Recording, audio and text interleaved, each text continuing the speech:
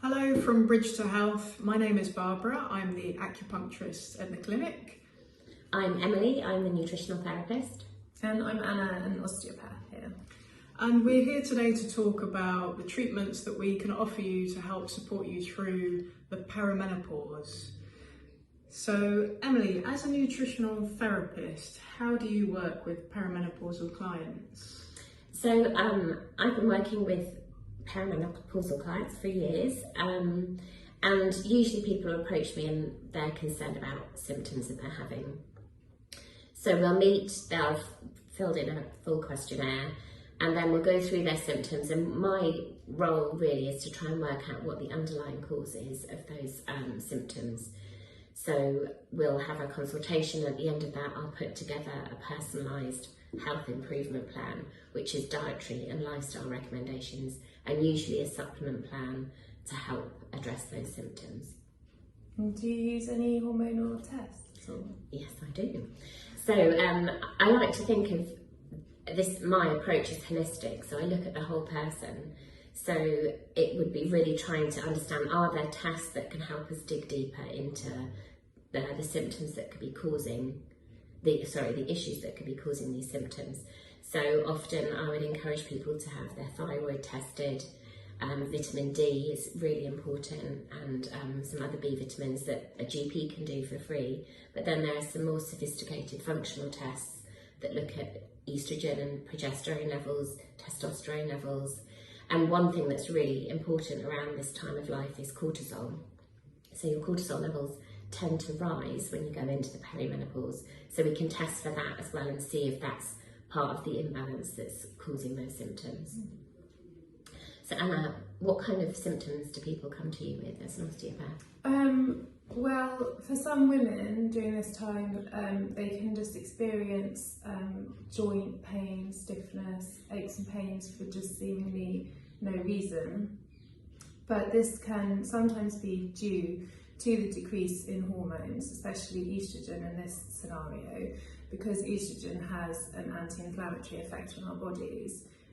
With a reduction, we can see an excess of inflammation in the joints, which can lead to aches and pains, as you can imagine.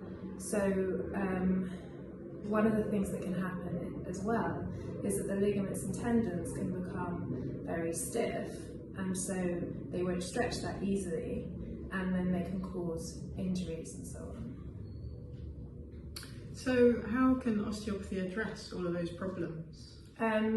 Well, the main goal, I suppose, is to ease symptoms, to reduce any muscular pain, to improve a range of motion, to decrease that joint stiffness. And we would do this in a number of ways, depending on the patient who came in. But ultimately we use deep tissue massage, articulation, manipulation where appropriate, stretching of the joints and the muscular tissues. And also we would always give postural advice, exercises and movements where appropriate, so somebody could take a bit more control over their symptoms and how they feel when they're at home. And what about you, Barbara? What symptoms do you see people come in for the perimenopause? Yeah, so I see a lot of women struggling with hot flashes and night sweats, also headaches and migraines, and generally a kind of a brain fog, and almost like you can't find your words, and poor memory, and fatigue as well.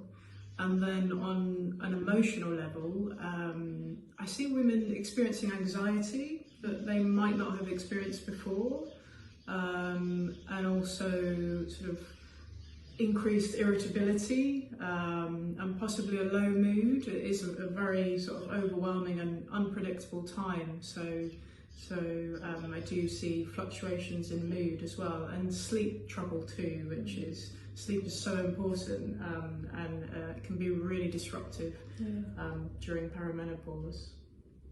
And how can acupuncture help with these symptoms?